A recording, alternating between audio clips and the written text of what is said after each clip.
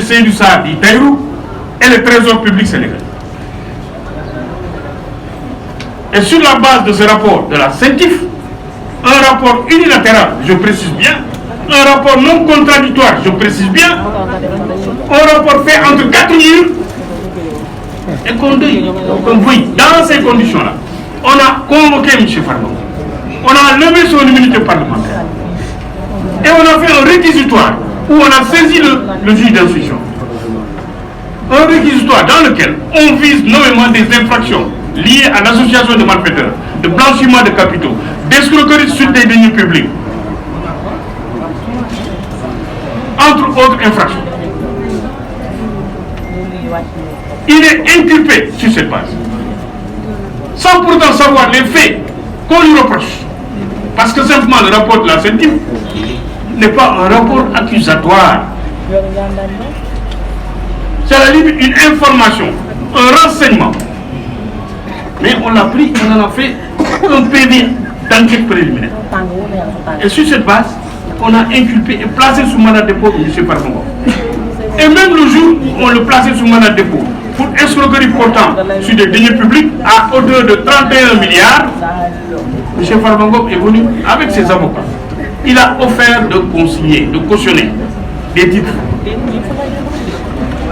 Mais le juge d'instruction les a rejetés. Sous prétexte que les cautions devaient être inscrites avant même d'être proposition. Donc ce qui était une aberration sur le plan juridique. Et ça a été rejeté. M. Farba a été inculpé le 27 février et placé sous mandat de dépôt. Le 27 février, placé sous mandat de dépôt. Nous sommes revenus à la charge par une autre requête pour offrir à nouveau des titres en cautionnement. Le juge et le parquet financier les rejettent, mais en dessous. Qu'est-ce qu'on fait? En dessous, on prend 10 titres fonciers au nom de Farba, on procède à la saisie de ces titres-là. C'est-à-dire Farba offre en cautionnement des titres fonciers, on lui dit non, vos titres-là ne sont pas valables. Mais en dessous, on prend une ordonnance. On prend une ordonnance pour autoriser l'inscription de mesures conservatoires sur les 10 titres. Alors qu'on a dit qu'on rejette les titres, ils ne sont pas valables. Et pourtant, on s'empresse de prendre une ordonnance pour l'inscrire. Et ce que nous avons dénoncé.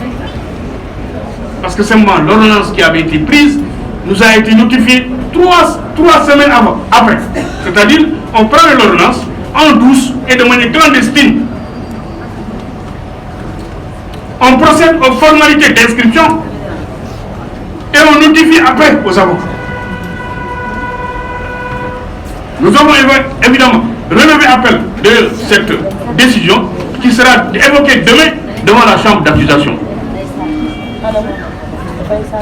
Parce que nous estimons que les droits de Farba ont été manifestement violés. Ça a été le cas. Et donc, dans ces conditions-là, qu'est-ce qu'on fait en plus? C'est-à-dire, on veut prendre toute une famille, jeter toute une famille en prison. C'est ça. Humilier une famille, humilier une communauté. Parce qu'il ne reste plus qu'à prendre la commune de Agnam, en fait, une prison à ciel ouvert. C'est-à-dire, on prend, comme la grande muraille de Chine, on prend Agnam, on y construit un mur et on met une seule porte de sortie et d'entrée. Parce que seulement, si on doit poursuivre ou suivre le parquet financier dans son réquisitoire, il a dit tous les proches de Farba doivent se retrouver en prison. Et vous avez vu actuellement, qui est en prison actuellement, en plus de Farba? Vous avez Demba Ngom, qui lui n'est même pas visé dans le rapport de la CENTIF. Il n'est même pas visé dans le réquisitoire. Qui est venu, qui est à l'extérieur, qui mène ses activités à l'extérieur, et qui est venu rendre visite à son frère. Mais on le prend, on le jette en prison, et comble d'ironie, on le jette avec son tailleur qui a des problèmes de fin du monde. Donc toutes ces personnes-là sont toutes en prison, parce que c'est des proches de Farba. Et actuellement, qui sont sur la sellette, actuellement c'est Biran et Ismaïla, donc d'autres frères de Farba. Farba a dit, mais il reste plus qu'à prendre ma propre mère et de la jeter en prison. Évidemment, prenez ma mère et jetez-la en prison pendant qu'on y est. respecte les textes, qu'on respecte les droits de la défense. Mais dans cette affaire, on a l'impression que en réalité, on en fait qu'à sa tête.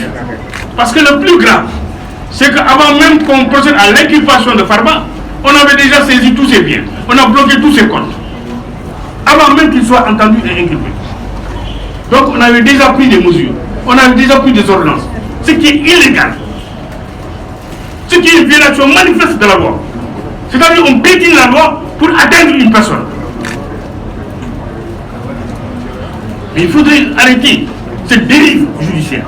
Il faudrait arrêter cette violation manifeste des textes de loi qui régissent les droits de la défense. Parce que vous ne pouvez pas, vous ne pouvez pas prendre des mesures sur les biens d'une personne que vous n'avez même pas encore entendu ou inculpé. Mais c'est ce que fait le juge d'instruction dans le dossier de Farba. Et c'est grave, c'est un scandale. C'est un scandale qu'il faut décrier, c'est un scandale qu'il faut haut et fort, urbi et orbi, fustiger.